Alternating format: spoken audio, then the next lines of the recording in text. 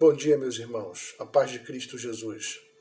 Essa é a Escola Bíblica Dominical, lição de número 13, Certeza do Amanhã. Essa lição nos remete ao livro de Jeremias, capítulo 29, versículo 11. Esse é o versículo principal destacado pelo autor da nossa lição.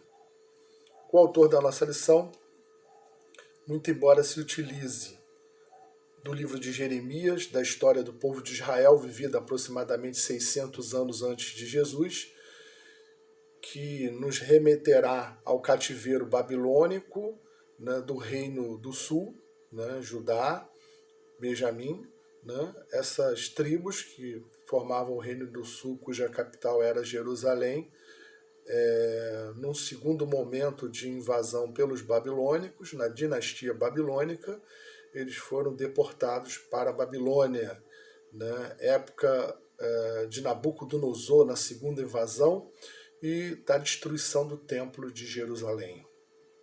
Por que isso tudo aconteceu? Foram épocas difíceis e amargas para o povo de Israel, que enfrentaram no passado, né, o Egito, né, como escravos, né, lá permaneceram. Nessa ocasião, eles foram com os seus próprios pés, né? Vimos que primeiro José foi levado como escravo para o Egito, mas o seu pai Jacó, né, foi parar no Egito por conta da fome, né, que assolou, né, o mundo daquela época, e consequentemente o Egito era um país de fartura, e lá estava José numa posição privilegiada de governador. Então os irmãos de José, mais o pai, migraram para o Egito, lá permaneceram. O povo, enquanto José reinou, foi muito bem tratado, mas no passar do tempo, com a morte de José, ele se tornou estrangeiro, se tornou escravo, foi explorado, e a gente sabe que eles passaram duros pedaços no Egito, como escravos que eram. E aí Moisés se levantou, ou seja, foi levantado por Deus, e Deus retirou com mão forte o seu povo, né, do Egito. E esse povo peregrinou, né, 40 anos no deserto até entrar na Terra Prometida. E logo depois, né, o primeiro rei foi aclamado pelo povo, né, Saul foi colocado como rei, Davi, né, sucedeu Saul, Salomão sucedeu Davi, seu filho, né, e a descendência de Davi, né, a descendência de Jacó, né, se tornou imensa, e dos filhos, né, de Jacó vieram tribos, né, das quais, e também de José, né, Efraim e Manassés, totalizando 10 tribos que, com a morte de Salomão, se dividiram em 2 reinos, o Reino do Norte e o Reino do Sul. O Reino do Sul, propriamente dito, ficou limitado à tribo de Benjamim, né, e de Judá, né, e a tribo do Reino do Norte e as demais tribos, com reis diferentes, né, e a tribo do Sul ficou liderada por Roboão, e a tribo do Reino do Norte por Jeroboão. E a tribo do Reino do Sul andou corretamente nos caminhos do Senhor e, portanto, teve todo um tratamento, né, de Deus para com essa tribo.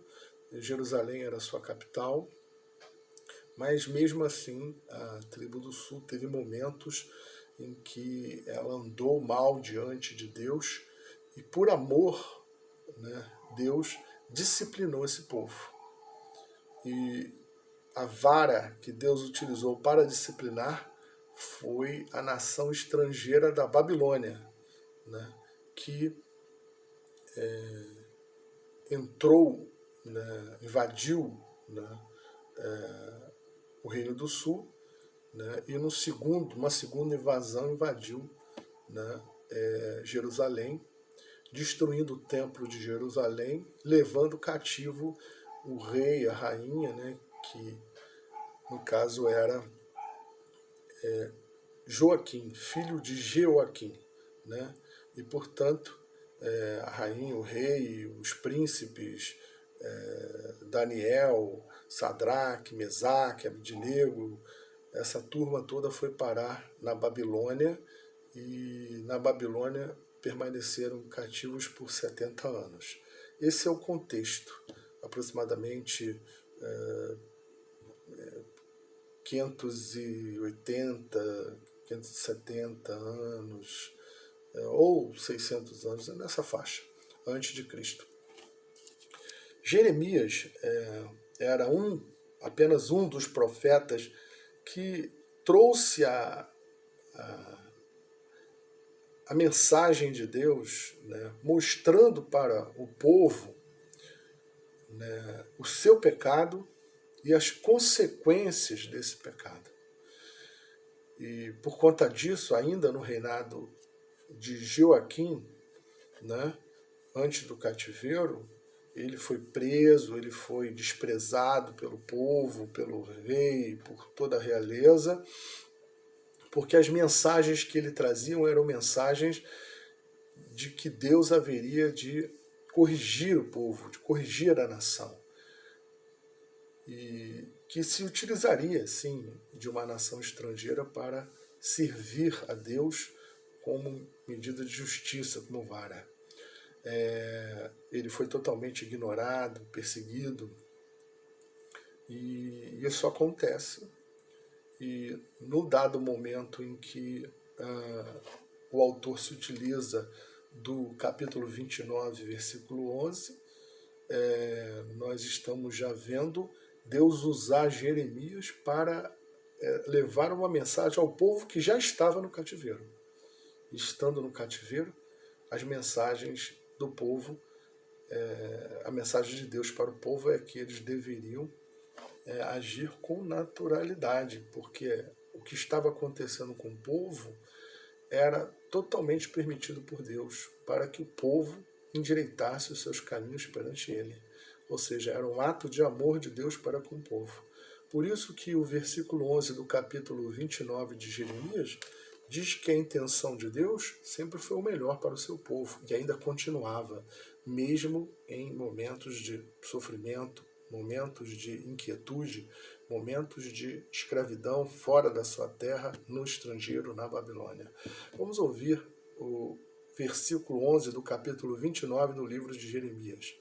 Porque sou eu que conheço os seus planos, os planos que tenho para vocês. Então, repetindo, porque sou eu, Deus, né, que conheço os planos que tenho para vocês, diz o Senhor.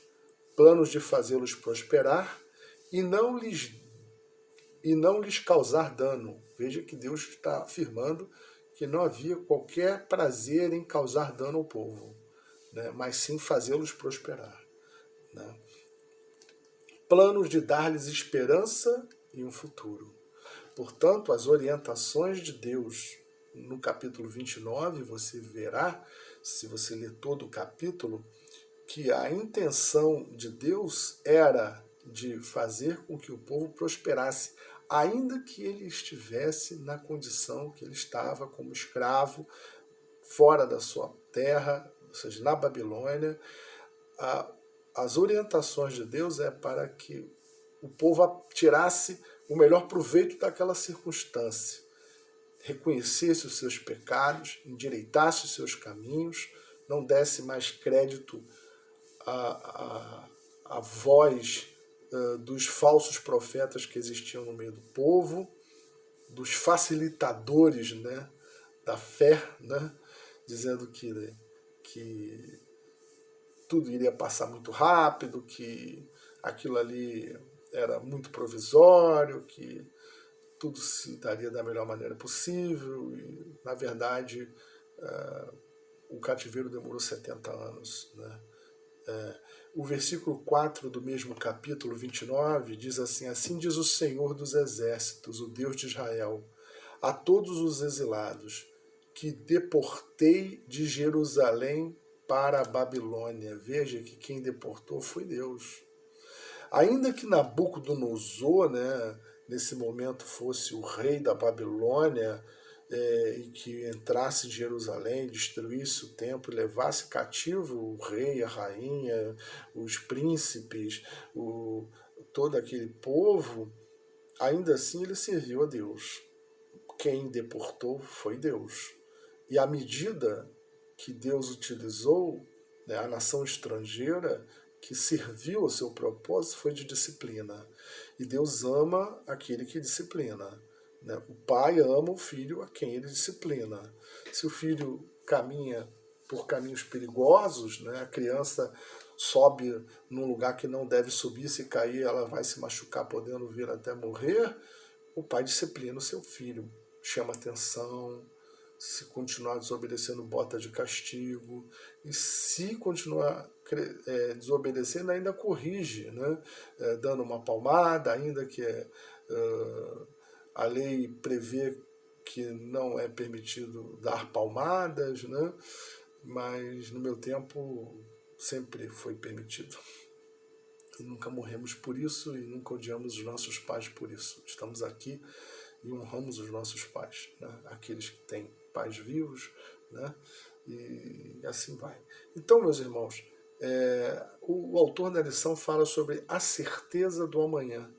Deus, em todo momento, afirma para o povo, ainda que na circunstância que o povo se encontrava, de que ele é quem cuidava daquele povo, ele quem permitiu que aquele povo passasse por todas aquelas circunstâncias e que aquilo estava sendo feito por amor, né, em razão da desobediência, em razão dos riscos que o povo trazia para si, dando as costas para Deus, para a sua palavra.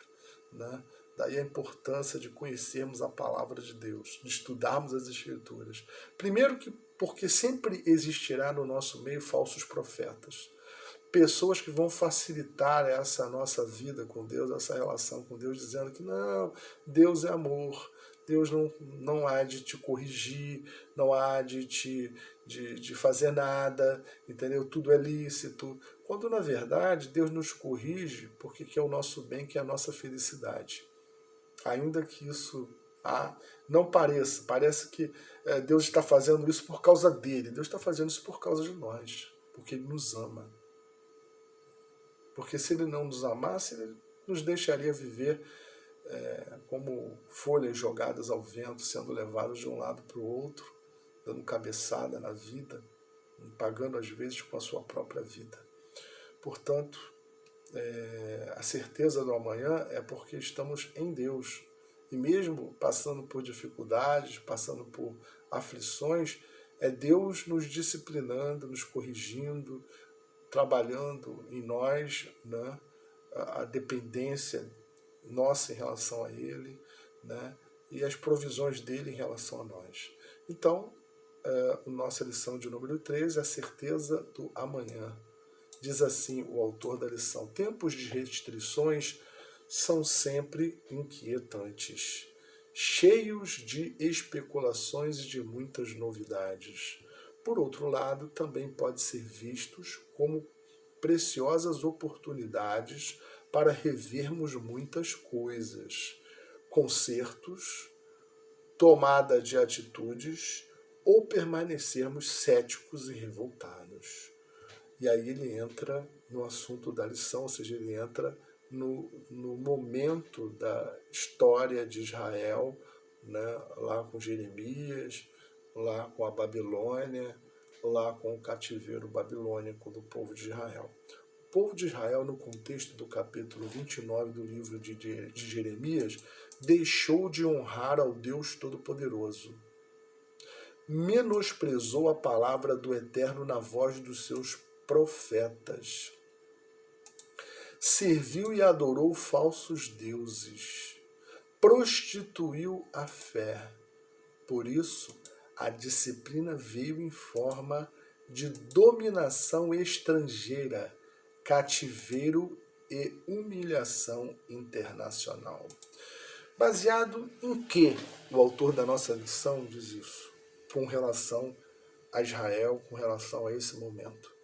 Ora, o livro de Jeremias é totalmente focado nessa circunstância, nessa situação, e ali revela claramente, né, o pecado do povo, o que o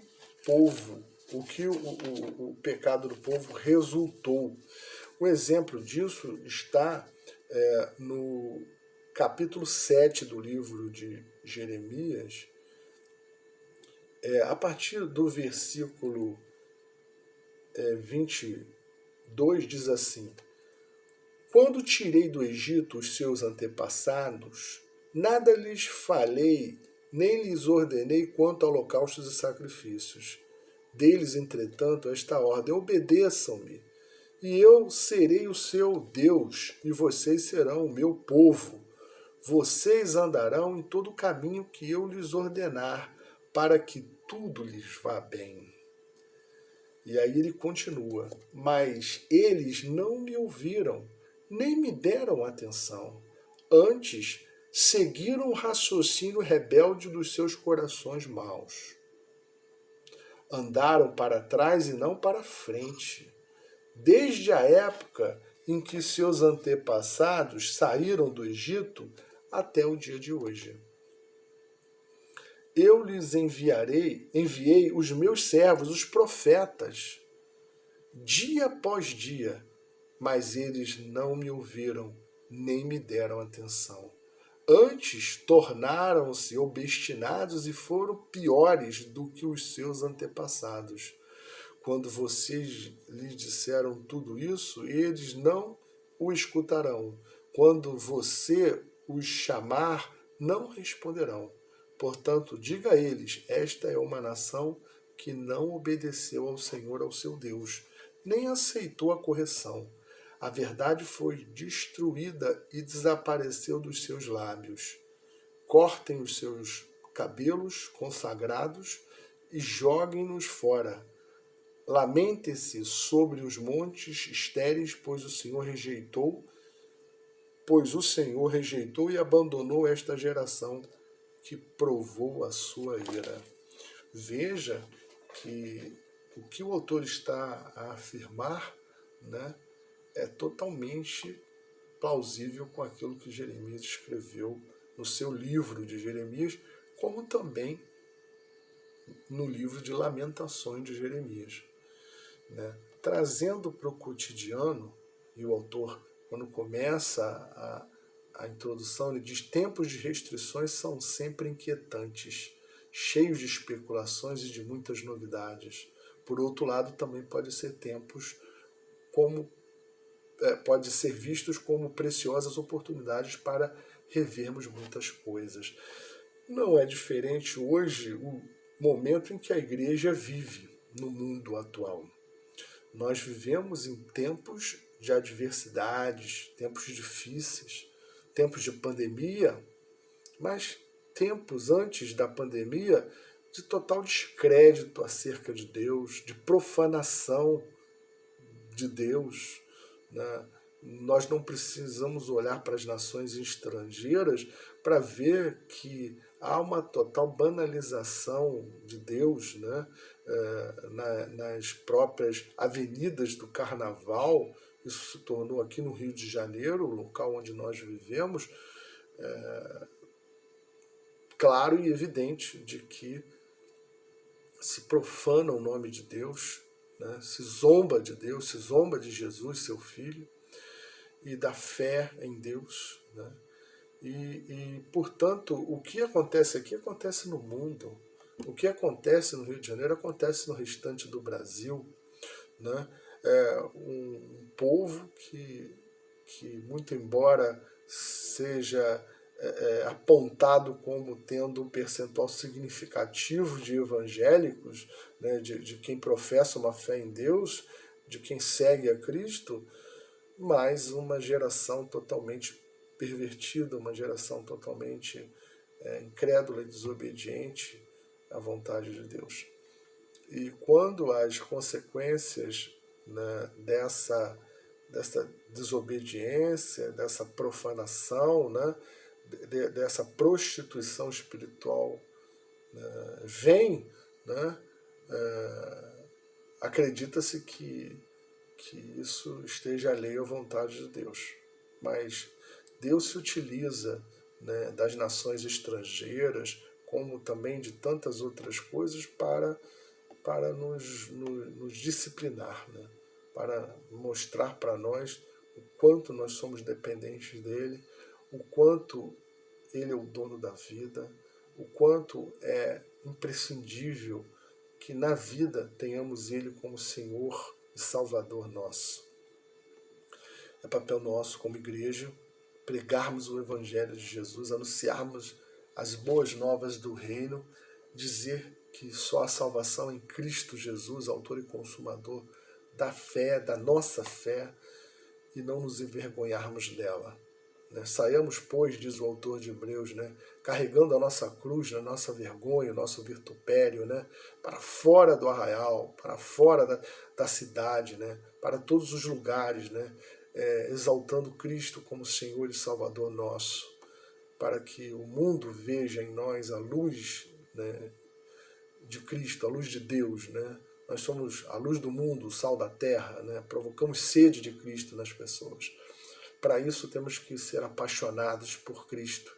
Para isso temos que transpirar Cristo, transpirar a sua palavra, ou seja, temos que exalar a mensagem do Evangelho através das nossas vidas, o que proporcionará toda a diferença. É certo que quem opera o arrependimento no coração do homem é Deus, através do seu Espírito. É Ele quem permite com que o homem se arrependa, se converta dos seus maus caminhos. É Ele que permite que o homem veja Cristo como o Cristo, o Filho do Deus vivo, como disse Pedro. Como disse Jesus, né? Não foi a carne nem o sangue que te revelou, mas foi o meu Pai que está nos céus. Portanto, toda a revelação acerca de quem Jesus é, ela vem de Deus, né, que nos amou primeiro, né, antes que nós o amássemos. Então toda a honra, toda a glória é sempre dada a Ele. É Ele quem nos escolhe, quem nos chama, quem nos abraça, nos pega no colo, né? Então, mas nós temos uma missão, como igreja que somos. Temos que ter bom ânimo em meio ao mundo, assim como a profecia de Jeremias, né, onde Deus diz para o povo: vocês estão cativos, tenham bom ânimo, dê bom exemplo, né, prosperem, aprendam, tirem proveito dessa circunstância, né, sejam obedientes, né, a quem vos subjuga, mas sejam também um exemplo, né, de fé, né, a Deus, né, de obediência a Deus, né? E podemos dizer que no período do cativeiro babilônico, quando o rei queria que todos se ajoelhassem diante dele, né, não houve essa submissão, né, por parte de Daniel, né? E nós vimos que também não houve por parte de Sadraque, Mesaque, Abednego, né? E eles foram colocados em situação de risco de vida, né? E Deus poupou a vida deles, mas ainda que não tivesse poupado a vida deles, né, o prêmio que eles carregavam da salvação eterna, da vida eterna, era maior do que qualquer benécia de Deus em relação à vida terrena. Ou seja, se eles morressem por conta da sentença do rei, na fornalha, né, ou na cova dos leões, como Daniel, ainda assim o nome de Deus seria exaltado, ainda assim eles receberiam a coroa da vida, seriam felizes, né? Portanto, não que o que aconteceu com eles tem que acontecer conosco, ou seja, não que nós não morreremos porque fomos perseguidos ou porque fomos condenados por carregar o nome de Cristo e sermos, portanto, executados. Não há garantias, né?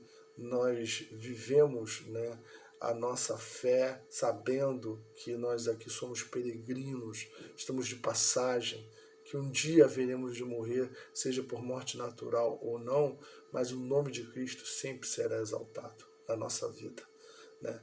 Para a nossa salvação e para a salvação daqueles que crerem através de nós.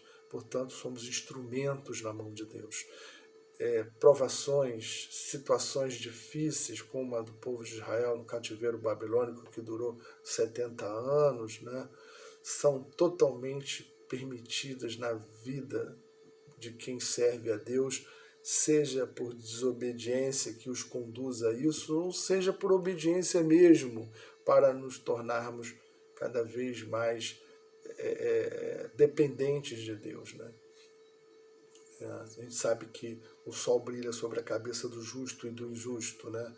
E, portanto, as dificuldades elas vêm sobre todos nós, independente de estarmos ou não em pecado, né? Não é porque Ricardo morreu de um tiro de bala perdida que eu estava em pecado, por isso que fui baleado. Não, meus irmãos.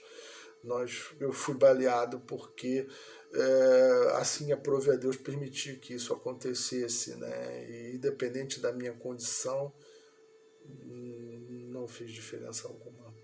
Então, assim, não é um indicador verdadeiro, né, se a tragédia aconteceu e necessariamente se a pessoa estava em pecado ou não. Mas nesse caso aqui a gente sabe que sim, porque o texto bíblico nos revela, né, nos mostra o estado de calamidade espiritual que se encontrava o povo. E essa foi uma medida utilizada por Deus, que inclusive diz que a Babilônia serviu a ele, ou seja, né, portanto, nós sabemos que Deus até se recorre ao ímpio para produzir justiça em nós, ou seja, para nos disciplinar, né, para alcançar os seus desígnios. Portanto, meus irmãos, essa é a palavra de Deus, essa é a leitura que apenas uma pequena amostragem daquilo que o autor da nossa lição nos trouxe, é o que eu tirei dessa lição, é uma lição histórica, é uma lição espiritual, é uma lição que fala sobre a relação de Deus conosco, com o povo e conosco também, que remete ao povo de Israel, mas remete a nós como igreja que somos. Eu peço a vocês, em nome de Jesus, que leiam esta lição, leiam as Escrituras, leiam o livro de Jeremias, leiam Lamentações de Jeremias e aprendam com os erros do povo de Israel, que também se repetem nas nossas vidas, quando nós não vigiamos, né? Assim foi com Pedro, quando Jesus chama Pedro e diz: Pedro, né, vigia, porque Satanás quer malhar você como malha trigo, ou seja, ele quer pisar em você, né? E, portanto, essa é a orientação de Jesus para com Pedro e também para conosco, né? Vigiemos para que a gente não entre numa situação como a do povo de Israel, como a de Pedro, que negou Jesus 3 vezes, né? Então, não queremos negar Jesus, né? E, portanto, temos que examinar as Escrituras com esse olhar, com essa vontade de sermos obedientes a Ele. Meus irmãos, fiquem com Deus, Deus os abençoe rica e abundantemente, né? Lembrando que, como disse o Deus através de Jeremias, no capítulo 29, versículo 11, porque eu sou que conheço os planos que tenho para vocês, diz o Senhor, planos de fazê-los prosperar e não de causar dano, planos de dar-lhes esperança e um futuro. Deus quer o nosso melhor. Fiquem na paz. Deus nos abençoe em nome de Jesus. Vamos orar. Senhor, obrigado. Fica com teu povo e conosco. Nos abençoa e nos ajuda a cada dia a caminharmos segundo a tua vontade. Em nome de Jesus. Amém.